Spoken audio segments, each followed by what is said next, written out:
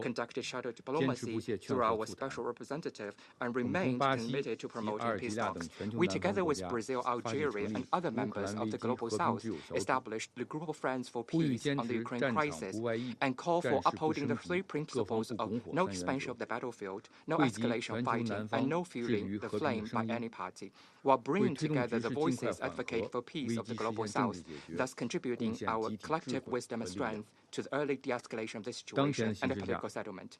In this context, China is ready to work with all parties concerned, including the Global South, to continue to make unremitting efforts to promote the arrival of the dawn of peace and the political settlement of the Ukraine crisis at an early date. President, the U.S. representative has mentioned China in his statement. I would like to respond briefly. Promoting an early political settlement of the Ukraine crisis requires the joint efforts of the international community. Since the outbreak of the crisis, China has always been making every effort for peace and peace talks. We call on all parties, especially the U.S., to work with China to make genuine efforts to end the war. Thank you, President. I thank the representative of China for their statement, and I now give the floor to the representative of Guyana. Thank you, President. We commend the United Kingdom for the swiftness with which they responded to the request from Ukraine to discuss recent escalations in the ongoing conflict between Ukraine and the Russian Federation. We welcome the Council's determination to keep this matter at the top of its agenda and hope that our deliberations today will encourage more deliberate steps toward de-escalation and to resolving the conflict peacefully. I thank ASG Yancha for the important updates provided. Madam President, Guyana finds the reports of escalations in the conflict deeply troubling. We are among the majority of UN member states that continue to call for an immediate end to the unrelenting violence and violations of international law seen in this conflict. It is innocent civilians who continue to bear the brunt of this conflict. Just yesterday, at your initiative, Madam President, the Council met to discuss the protection of civilians in armed conflict and the need for more concrete efforts to protect humanitarian workers. We heard from every member of the UN Security Council about the need to prevent and respond to such attacks. We believe it is self-evident that the first step in this regard is to work together to end the hostilities, not only in Ukraine, but in other parts of the world as well. In this respect, Guyana wishes to reiterate its call for a peaceful resolution to the ongoing conflict. As we consider the options that would take us to such an end state, we demand that the parties comply with their obligations under international law and prioritize the protection of civilians and civilian objects, taking all necessary precautions to protect them from harm. Every life matters.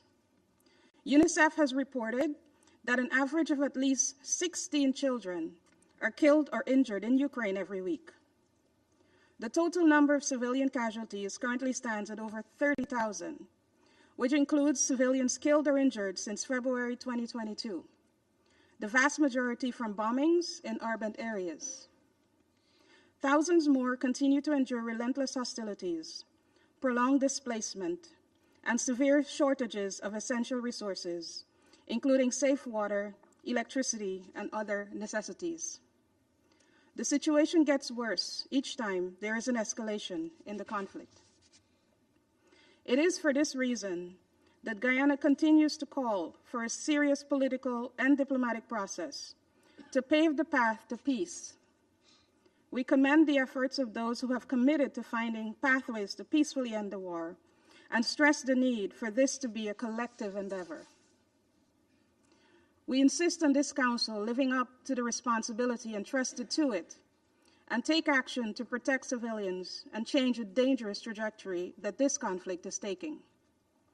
We also remain firm in our view that respect for the provisions of the UN Charter and international law must be upheld, and therefore call on the Russian Federation to withdraw its military forces from the internationally recognized territory of Ukraine.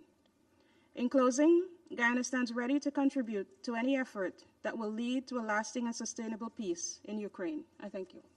I thank the representative of Guyana for their statement, and I now give the floor to the representative of Malta. Thank you, President, and I also thank ASG Yencha for their sobering briefing. Today we convene to deliberate on yet another serious escalation. Just yesterday, the Russian Federation launched over 100 drones and missiles aimed at more than 10 Ukrainian regions, including the cities of Kiev, Odessa, Kharkiv, and Zaporizhia. While it seems that most of these attacks were intercepted, they still led to a considerable number of injuries and physical damage. Such actions are coupled with the worrying deployment of a new ballistic missile, which was launched at Ukraine last week, further causing significant damage. This is yet another escalatory tactic with the potential of unleashing more havoc on the people of Ukraine. It is deeply troubling that Ukraine might potentially be used for the testing of new weapons by the Russian Federation. Neither can we forget about the systematic targeting of Ukrainian civilian infrastructure, in particular energy infrastructure. This month alone, the Russian Federation launched another massive missile and drone attack on Ukraine's energy infrastructure, with the sole intent of damaging Ukraine's energy capacity just before the upcoming winter months. Malta condemns all attacks on civilian targets and critical infrastructure. This Council must reiterate in no uncertain terms its call on all parties to fully uphold international humanitarian law and the principles of distinction and proportionality. Malta also continues to call for full and unfettered safe access for all humanitarian workers currently operating on the ground in Ukraine. President, Malta again reiterates its deep concern with regards to the transfer of weapons and ammunition from DPRK and Iran to the Russian Federation, as well as the deployment of troops from DPRK on the front lines in Ukraine. The presence of foreign troops on the front lines in Ukraine broadens the scope of this war and increases the scope for escalation and directly endangers European and global peace and security. We call on all states to stop supporting and enabling Russia's illegal war of aggression. We stress the need for full accountability for all crimes committed by Russia and Ukraine and reaffirm our support to the ongoing work of the ICC, the Independent International Commission of Inquiry on Ukraine, and the Register of Damage. We also further reiterate our support for the establishment of a special tribunal for the prosecution of the crime of aggression against Ukraine. Together, we need to focus on achieving a comprehensive, just and lasting peace in Ukraine, in line with the UN Charter. We will support all efforts aimed at achieving such goals. Malta can never accept a world in which might is right. In closing, President, let me reiterate that Ukraine has a right to defend itself under Article 51 of the UN Charter. We once again call on the Russian Federation to immediately end the war it started and to withdraw all its troops and military equipment from the entire territory of Ukraine within its internationally recognized borders. I thank you. I thank the representative of Malta for their statement, and I now give the floor to the representative of Mozambique. Madam President, I thank you first for giving me the floor. We thank the Assistant Secretary General for his briefing. We acknowledge the presence in this chamber of the permanent representative of Ukraine. Madam President, the Security Council has considered extensively on this issue, including during your recent signature event. Yet, despite this attention, we remain missing in action. What is urgently needed now is bold action, rooted constructive approaches that foster confidence building, anchor a ceasefire, and pave the way for durable settlement. Regrettably, as the communication promptly this meeting illustrates, the trajectory remains one of the escalation, inflammatory rhetoric, and the misguided strategy of escalate to de-escalate. Such a calculation is dangerous, with consequences that will extend far beyond the battlefield. Madam President, we reiterate our call to the warring parties to adhere to international humanitarian law, which categorically prohibits attacks on civilians and civilian infrastructure. These are binding norms not optional principles. Winter sitting in, targeting of energy grids and essential services in Ukraine poses egress threat, risking millions of lives through exposure, hunger, and deprivation.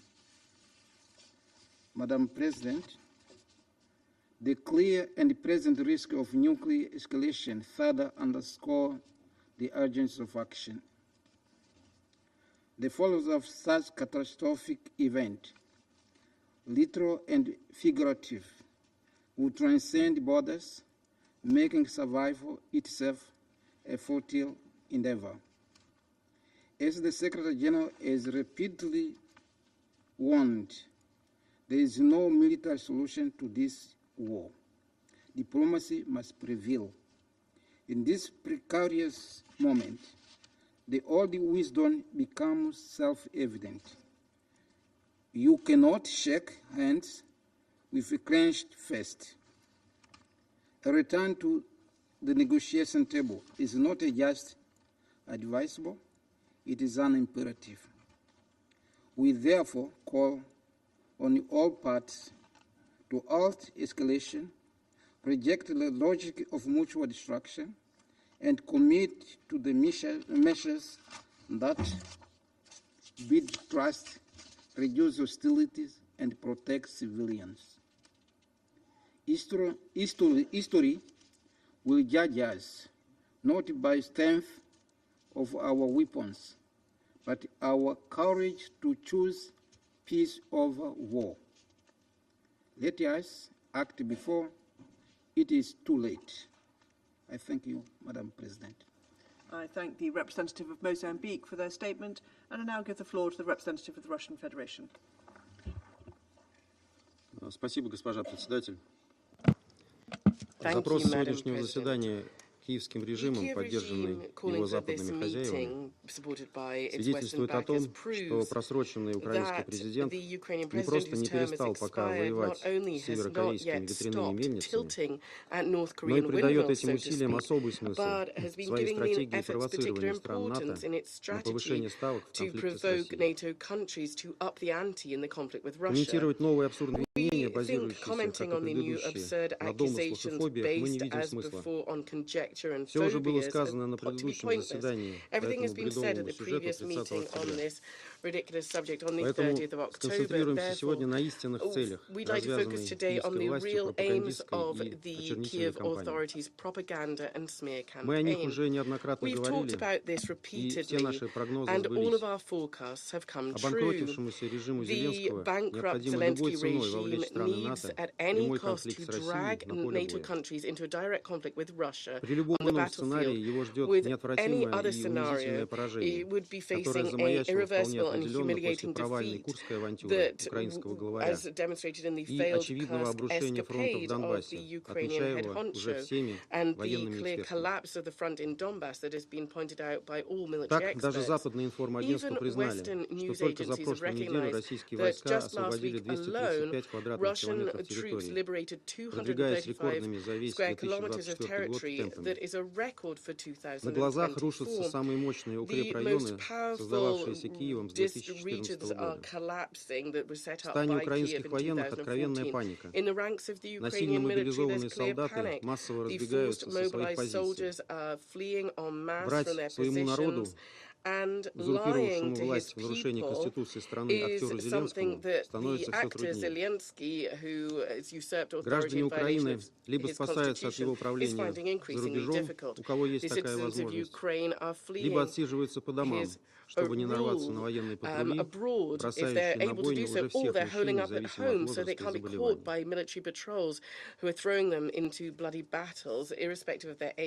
Еще одна катастрофическая для киевской власти тенденция — массовое возвращение на бывшие украинские территории, находящиеся под контролем России, тех, кто на них проживал до 2022 года, но решил в свое время, поддавшись на пропаганду, эвакуироваться на запад страны. На днях сама украинская власть проговорилась о том, что число таких возвращенцев составляет как минимум 150 тысяч человек. are now 150,000 people, and 50,000 of them have come back to Mariupol, which has been rebuilt. В целом население этого города практически вернулось к показателям начала 2022 года. Has now returned, and this is very indicative. Это шокирующая информация для Зеленского и его клика. Но еще больше шокируют причины, по которым люди переезжают в Россию. Среди них прежде всего указывается враждебное отношение со стороны украиноязычных соотечественников, дискриминация по языку и вере, невыполнение властями обещаний по социально-экономической поддержке, повсеместная коррупция и нежелание воевать за погрязшие в ней бесчеловечные режимы. Иными словами, украинцев побуждают уезжать все прелести демократии по-украински, которые так превозносят в своих пропагандистских выступлениях спонсоры киевского режима. Какая же власть выдержит такое унижение? А тут еще замаячила перспектива взаимодействия с новой американской администрацией, вероятность прихода к власти которой Зеленский всячески пытался игнорировать, порой выходя за рамки дипломатических приличий. Violated diplomatic niceties. И даже если оставить в стороне прогнозы о том, что Дональд Трамп сократит помощь Украине, что по сути станет для ВСУ смертным приговором, становится все более очевидно, что он и его команда проведут аудит уже предоставленной Киеву помощи. А эта перспектива для главного киевского коррупционера и его подельников самый страшный из возможных сценариев. Ведь наворовали они за эти почти 3 года столько, что даже у многих западных экспертов волосы встают дыбом. Так, в британской прессе на прошлой неделе появились публикации о невообразимом воровстве украинских чиновников, непосредственно завязанных на офис украинского президента, занимающихся якобы восстановлением украинской энергетической инфраструктуры.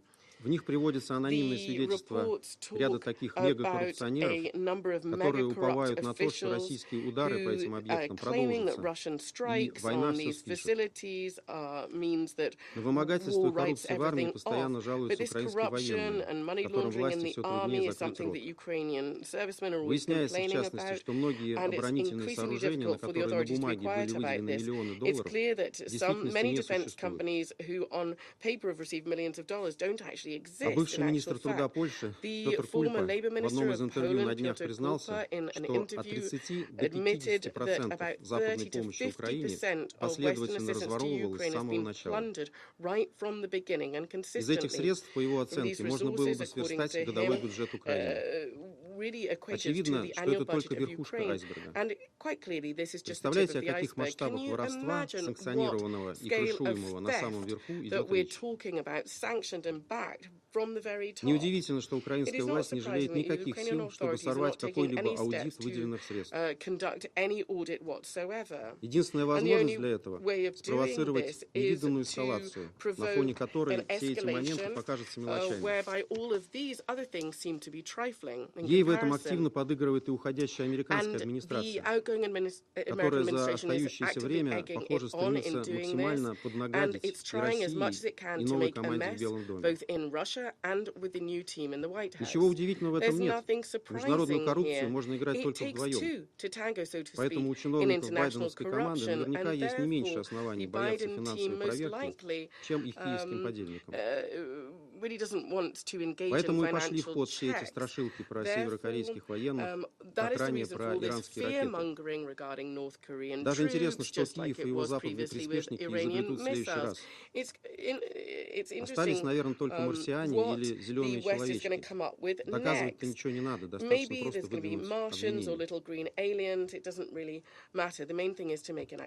Уважаемые коллеги, возможно, эти маневры украинских коррупционеров и их западных соучастников можно было бы оставить без внимания, если бы, стремясь замести следы, они не поставили бы на кон мир во всем мире и не приблизили бы нас всех, вне зависимости от нашей страны проживания, на грань глобального всеразрушительного конфликта.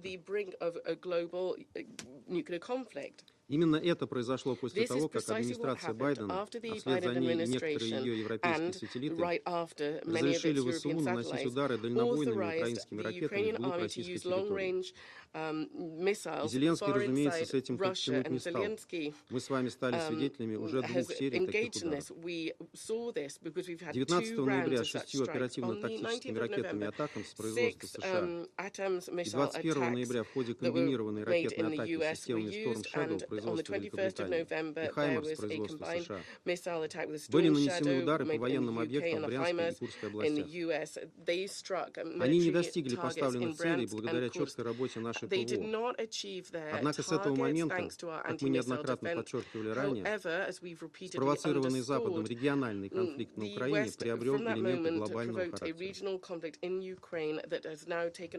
В ответ на применение американского и британского дальнобойного оружия 21 ноября российские вооруженные силы нанесли комбинированный удар по одному из объектов военно-промышленного комплекса Украины. Для этого впервые была задействована одна из новейших российских ракетных систем средней дальности с баллистической ракетой и в безъядерном гиперзвуковом оснащении. В эффективности этого оружия, не имеющего аналогов в мире, могли воочию убедиться помогающие Украине западные специалисты. Однако режим Зеленского, похоже, не внял нашим предупреждениям и решил вновь проверить нашу решимость. Вчера, 25 ноября, Минобороны России сообщила, что за последние 3 дня ВСУ нанесли 2 удара высокобойным западным оружием по объектам в Курской области. Всего задействовалось 12 ракет «Атакамс», большая часть из которых была сбита. Однако пострадавшие и незначительные повреждения на земле тоже есть. Ну что мы можем вам на это сказать? Ждите. На каждый виток эскалации со стороны западных стран последует решительный и зеркальный ответ. Скажу прямо, мы считаем себя вправе использовать наше оружие против военных объектов тех стран, которые позволяют применять свое оружие против наших объектов. Просили бы также учитывать, что противодействие нашему самому современному гиперзвуковому оружию на сегодняшний день в мире не существует. Американские системы ПРО в Европе перехватить их не могут. Мы вас об этом предупреждали, однако вы свой выбор сделали. Мы не раз говорили о том, что готовы к переговорам, выдвигали конкретные предложения, в последний раз в июне этого года. Но киевский главарь и Запад раз за разом выбирали эскалацию. Что ж, это ваше осознанное решение, даже если оно безрассудное. Уважаемые коллеги, на наш взгляд, именно эту сознательную эскалацию со стороны США и союзников нам стоило бы обсуждать сегодня в Совете Безопасности. Ведь глобальный конфликт, который они рискуют спровоцировать, в условиях современного развития вооружений не обойдет никого стороной. Представитель киевского режима, разумеется, об этом ничего не скажет, так как на повестке дня украинской дипломатии сегодня стоит исключительно спасение шкуры Зеленского и его клика. Даже если для этого придется погрузить в пучину войны весь мир. Призываем вас всех задуматься об этом и не совершать ошибок в выборе приоритетов и расстановке акцентов. Благодарю за внимание. I thank the representative of the Russian Federation for their statement, and I now give the floor to the representative of Switzerland. Madame la Présidente, je remercie le sous-secrétaire général Miroslav Jenča pour son intervention. Nous condamnons les attaques russes des derniers jours sur différentes régions en Ukraine. Nous sommes alarmés par les nombreuses victimes civiles, y compris les enfants, et les dommages considérables infligés aux infrastructures civiles, en particulier à Kharkiv, à Odessa et à Zaporizhzhia. À l'approche de l'hiver, près de 150 000 familles ainsi que des hôpitaux, des écoles et des entreprises sont privées de chauffage dans les régions de Dnipro et Ivano-Frankivsk. Alors que la Suisse a condamné l'agression militaire de la Russie contre l'Ukraine, déclenchée il y a plus de 1000 jours de flagrantes violations de la Charte des Nations Unies, nous sommes particulièrement inquiétés par les aspects suivants. Premièrement, nous constatons une augmentation significative du nombre de victimes civiles et des dommages causés aux infrastructures civiles. Nous rappelons que les attaques call that attacks against civilians or civilian objects are prohibited. All parties must strictly respect international humanitarian law, in particular the rules governing the conduct of hostilities, and ensure the protection of the civilian population and respect for human rights. Secondly, we remain concerned that nuclear safety and security conditions remain precarious, particularly at the Zaporizhzhia nuclear power plant. All Ukrainian nuclear facilities are endangered by ongoing attacks on Ukraine's energy infrastructure. Switzerland supports the International Atomic Energy Agency in its vital work, as reiterated multiple times by its Director General, and particularly the 5 principles for the protection of the ZNPP. Finally, we are dismayed by the deleterious effect that Russian military aggression is having on the entire multilateral architecture of disarmament and arms control. We condemn Russia's repeated threats to use nuclear weapons and regret reports of even longer-range ballistic missile attacks against Ukraine. Ces développements illustrent les effets négatifs et l'évolution de la dernière décennie, notamment dans le contexte du traité sur la non-prolifération des armes nucléaires et de la suspension du traité sur les forces nucléaires à portée intermédiaire. Des rapports de plus en plus détaillés suggèrent que des troupes de la République populaire démocratique de Corée seraient non seulement déployées en Russie, mais activement engagées dans les combats. Cette intensification du soutien extérieur à l'agression militaire russe représenterait également une violation grave des résolutions de ce Conseil sur la non-prolifération. À cela s'ajoutent les récents rapports de l'Organisation pour l'interdiction des armes chimiques qui confirment l'emploi en Ukraine d'un agent de lutte anti-émeute comme méthode de guerre en violation de la Convention sur les armes chimiques. La Suisse reste extrêmement préoccupée par l'utilisation répétée de mines antipersonnelles par la Russie. Elle exprime également sa profonde préoccupation face à la récente annonce du transfert de mines antipersonnelles vers l'Ukraine. Ce développement sans précédent dans l'histoire de la Convention d'Ottawa risque d'avoir des répercussions qui vont au-delà de ce contexte. Nous appelons tous les États à respecter leurs obligations du droit international, y compris celles découlant de la Convention d'Ottawa. Madame la Présidente, la Suisse appelle tous les États à respecter leurs obligations juridiques et exhorte une nouvelle fois la Russie à cesser immédiatement toutes les hostilités et à retirer ses troupes de l'ensemble du territoire ukrainien. En tant que membre du Conseil de sécurité, la Suisse estime que cet organe a la responsabilité et le devoir de répondre à l'appel largement partagé en faveur d'une paix juste et durable en Ukraine. Nous réaffirmons notre engagement à soutenir les efforts de paix fondés sur le droit international et la Charte des Nations Unies, en particulier les principes d'intégrité territoriale et de souveraineté. La Suisse continue de soutenir le secrétaire général dans la recherche d'une solution pacifique et reste prête à contribuer à toutes les mesures visant à promouvoir la paix conformément à la Charte de l'ONU. I thank the representative of Switzerland for their statement, and I now give the floor to the representative of Japan. Thank you, Madam President. And I thank the United Kingdom for convening this meeting, and thank ASG Yencha for his informative briefing. Madam President, it has not been long since the Council members at the meeting on 18th November once again clearly condemned Russia's aggression. Japan, represented by State Minister Fujii, emphasized our commitment to the UN Charter and our solidarity with Ukraine.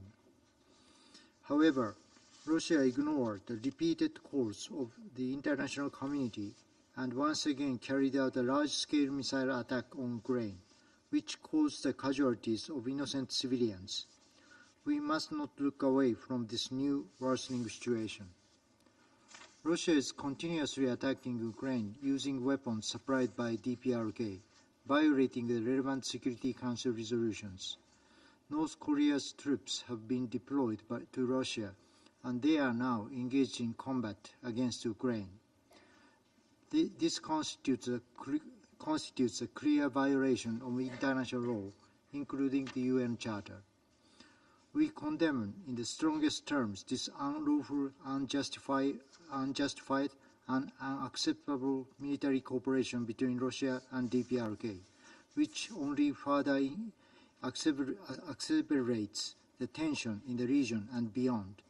We also reiterate our deep concern about military cooperation between Iran and Russia. Moreover, the Security Council should not overlook Russia's revision of its nuclear policy last week.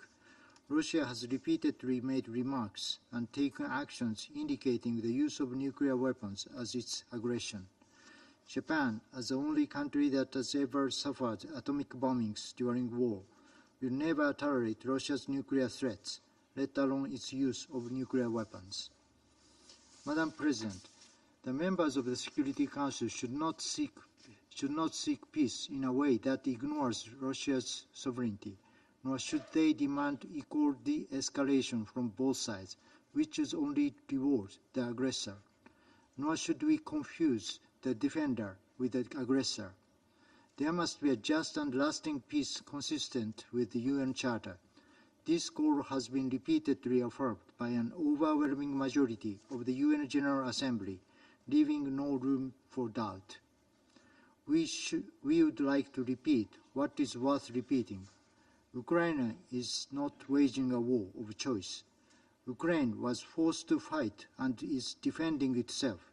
It is Russia that launched an unprovoked war of aggression. Madam President, attempts to change the status quo by force would never succeed.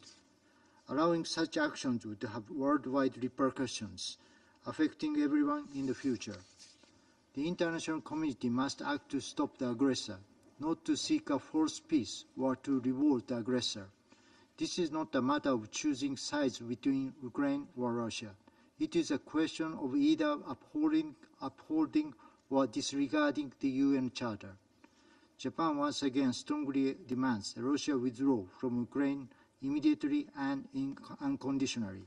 Japan continues to stand with Ukraine. I thank you. I thank the representative of Japan for their statement, and I now give the floor to the representative of Algeria. Thank you, Madam President. I thank ASG Miroslav Janča for his briefing. Madam President, the recent developments that occurred in both Ukraine and Russia are deeply concerning. The use in this conflict of new types of destructive weapons, such as intermediate and long-range missiles, is a dangerous escalation. An escalation that could only worsen the yet tense situation that has already caused the death of so many innocent victims in Ukraine and Russia.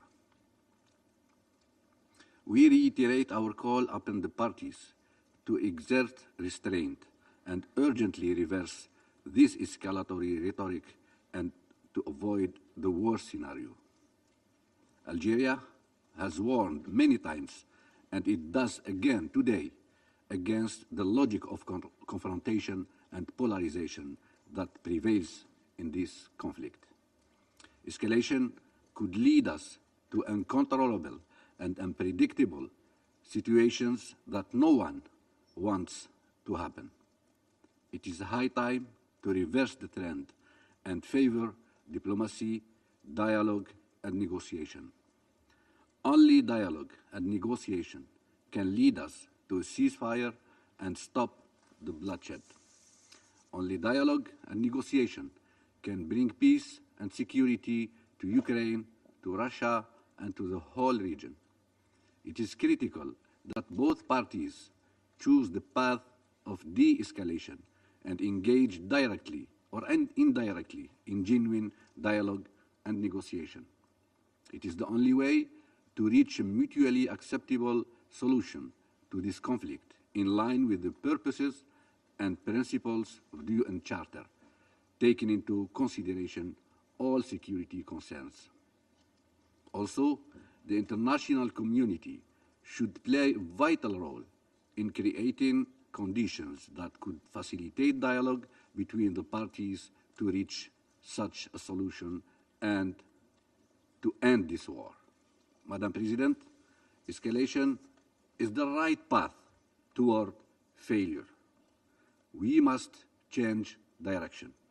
Let's give diplomacy a real chance. Peace and security should be our only option, and I thank you. I thank the representative of Algeria for their statement, and I now give the floor to the representative of Sierra Leone. Thank you, Madam President. I thank ASG Miroslav Jenča for his briefing. I welcome the participation of the representative of Ukraine in this meeting. Sierra Leone remains deeply concerned about the escalating security situation and the deteriorating humanitarian situation in a conflict which has continued for close to 3 years now. In recent months, the conflict has escalated dramatically, and the battlefield has expanded with intensified offensive operation by both parties. A week ago in this chamber, Sierra Leone took note of several news reports that restrictions on the use of long-range missiles to strike targets inside the Russian Federation have been lifted, following recent intelligence and open source reports that the DPRK troops are now engaged in combat in the Kursk region. We stated that if these reports were confirmed, that will mark a dangerous escalation of the conflict. Today, we take note of Ukraine's letter dated 25th November 2024, stating that the Russian Federation has used a new intermediate-range missile on 21st November to attack the city of Dnipro, and also continues to carry out massive missiles and drone strikes against residential areas and critical civilian infrastructure. These actions, if confirmed, represents a dangerous escalation in the conflict. We further take note of reports from Ukraine of multiple attacks that continue to target and damage electricity and gas facilities, despite the looming winter, and also numerous civilian facilities across Ukraine. We have reiterated many times in this Council in the course of this year that the deliberate targeting of residential or civilian areas, civilian infrastructure, and essential services such as hospitals, schools, water, and energy facilities are unacceptable and prohibited under international law. It poses a significant threat to the safety and well-being of the most vulnerable and protected populations, violating the basic tenets of humanity and the principles of international humanitarian law. Sierra Leone also deems as unacceptable attacks on civilians, vital civilian infrastructure, and protected objects. We call on all involved parties to take all necessary measures to avoid further civilian casualties and damage to civilian infrastructure. Madam President, the deteriorating security situation also continues to have devastating humanitarian consequences on the civilian population. Latest updates from UN aid teams have highlighted the deepening humanitarian crisis across Ukraine, particularly in frontline areas in the northeast and south, owing to intensified attacks. OCHA has warned that civilians remaining in frontline communities in Donetsk, Kharkiv, Kherson, Dnipropetrovsk, and Zaporizhia face dire living conditions, which is expected to worsen as winter approaches. Reported attacks against Ukraine's energy infrastructure have drastically reduced the country's electricity capacity, leading to daily power cuts for millions of people across Ukraine. These outages, often lasting many hours, limit access to water, mobile networks and internet, and public transportation, and disrupt children's ability to learn and even attend school remotely. As Ukraine approaches its third winter since the start of the conflict in February 2022, Sierra Leone is deeply concerned that repeated attacks on energy infrastructure are expected to exacerbate the challenges civilians will face, with likely disruption to essential services such as water, gas, and heating. We note that to address the winter-specific needs, the humanitarian community launched the 2024-2025 Winter Response Plan, appealing for $492.1 million to support 1.8 million people with critical winter-related humanitarian assistance, as outlined in the 2024 Humanitarian Needs and Response Plan. This plan intends to support timely preparedness and response. Sierra Leone calls on the international community to support this plan.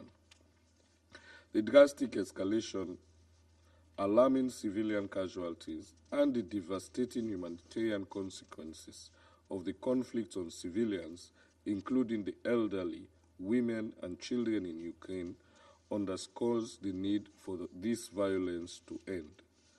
All parties to the conflict must prioritize the protection of civilians and refrain from further escalation and pursuit of the option of winning the war on the battlefield at all costs. Dialogue and diplomacy should be the primary tools employed to pave the way for a peaceful resolution of the conflict.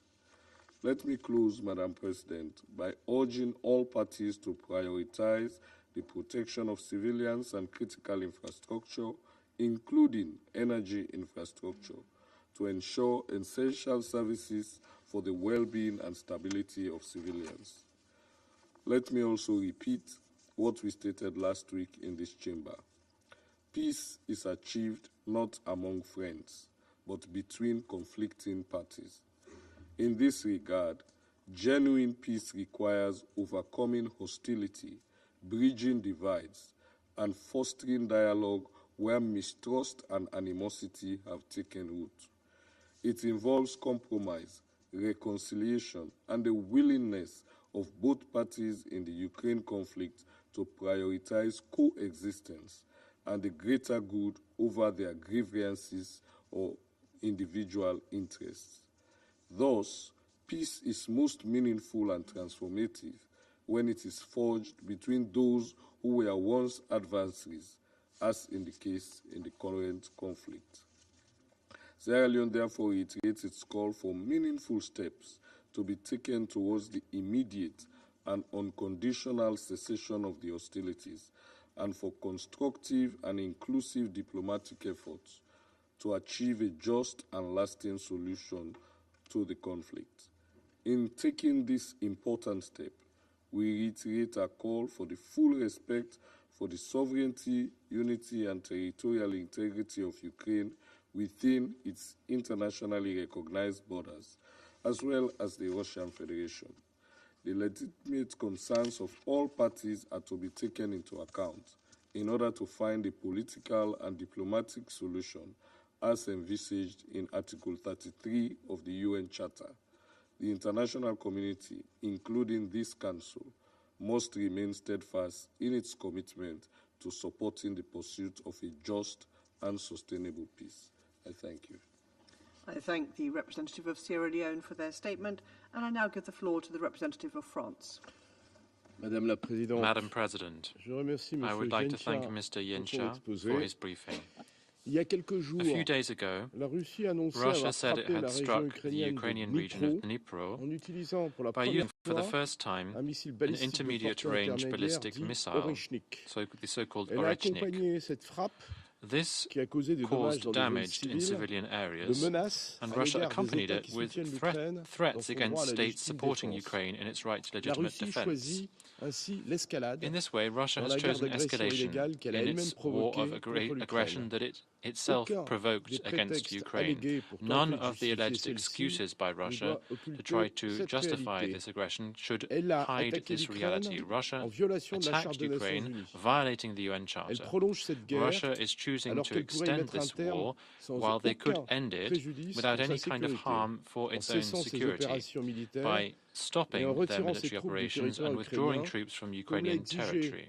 as the ICJ has said since March 2022, Russia is choosing to ride roughshod over international humanitarian law to try to break the Ukrainian people's resistance. Russia has for months been carrying out systematic strikes against residential areas and Ukrainian energy infrastructure.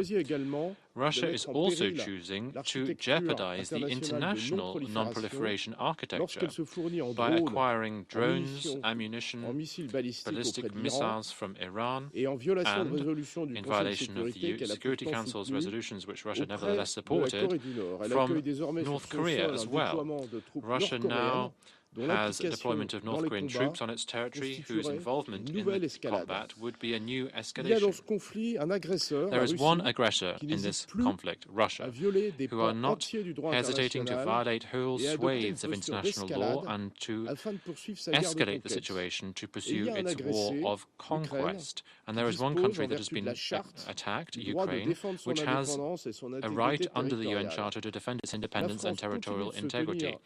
France stands alongside the people of Ukraine by providing military support which allows them effectively to implement their right to self-defense. Let us remember that this right includes the possibility to strike military sites in Russia when they are used to carry out this war of aggression against Ukraine. Ukraine must be able to defend itself and, when it wishes, to begin negotiations to find a viable peace. Russia should not count on our support wavering. Leaving this war of aggression to achieve its goal would mean accepting international disorder and the law of the jungle where force prevails over what is right. We will remain in favor of a fair, lasting peace pursuant to the resolutions of the General Assembly. Thank you. The representative of France for their statement, and I now give the floor to the Republic of Korea. Thank you, Madam President. I also extend my gratitude to A.S. Yuchenko for his briefing. Colleagues, last week we discussed the aftermath of Russia's brutal invasion of Ukraine, which has been ongoing for 1,000 days. Regrettably, today we gather once again in this chamber to address a grave development in this unprovoked war. Last week, I highlighted that Russia is undermining the international order and the global non-proliferation regime. However, recent developments over the past week are even more alarming. On November 19th, Russia announced the revision of its nuclear doctrine. This new nuclear doctrine allows for a nuclear response to aggression from a non-nuclear weapon state if supported by a nuclear weapon state, lowering the threshold for nuclear engagement. In addition, Russia launched an intermediate-range ballistic missile, IRBM, and this attack marks the first time that such systems have been used in combat. It is worrisome that Russia is dangerously blurring the lines between conventional and nuclear warfare by taking these escalatory actions. Madam President, the war in Ukraine is becoming further complicated with the DPRK's full involvement. Initially, North Korea supported Russia's invasion of Ukraine and was one of the only 5 member states that voted against the General Assembly resolution on March 2, 2022, entitled Aggression Against Ukraine, which deplored the aggression and demanded a full withdrawal of Russian forces. Starting about August last year, the DPRK has shipped about 20,000 containers to Russia. To date, it is estimated that Pyongyang has provided approximately 9.4 million artillery shells. Furthermore, North Korea has recently transferred not only munitions, but also artillery launch systems. My government estimates that around 150 units of 170 millimeter howitzers and 240 millimeter multiple rocket launchers have been delivered to Russia. About 11,000 North Korean soldiers have been dispatched to Russia, and some of them are now actively engaged in combat operations in the Kursk Oblast. While my government is investigating specific intelligence related to North Korean casualties, the estimated casualty toll remains unverified. The rapid pace of these developments makes it challenging for us to even keep up with unfolding events these days. Nevertheless, one thing is clear. All of these activities are blatant violations of multiple Security Council resolutions. Madam President, North Korea's increasing involvement in Russia's war against Ukraine carries serious implications. First, with North Korean troops and weapons on the battlefield, the conflict between Russia and Ukraine is being internationalized and evolving into a broader confrontation.